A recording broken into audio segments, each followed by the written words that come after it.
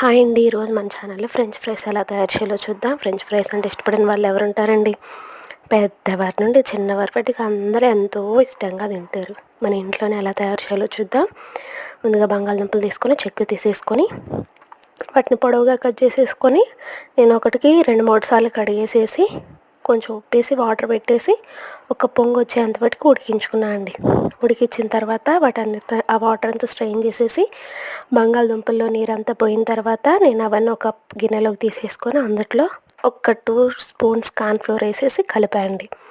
కలిపిన తర్వాత ఇప్పుడు ఒక ప్యాన్ తీసుకొని ఆయిల్ హీట్ అయిన తర్వాత మనం ఉడికించుకున్న బంగాళదుంపలు ఉన్నాయి కదండి, ఫ్రెంచ్ ఫ్రైస్, అవన్నీ ఒక్కొక్కటిగా వేస్తూ ఆయిల్లో ఫ్రై చేసేసుకున్నాను అండి. ఫస్ట్ జస్ట్ అలా ఫ్రై చేసేసి తీసానండి.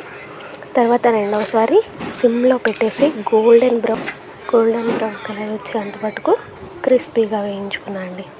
చాలా అంటే చాలా టేస్ట్గా ఉన్నాయండి. మీరు కూడా ట్రై చేయండి.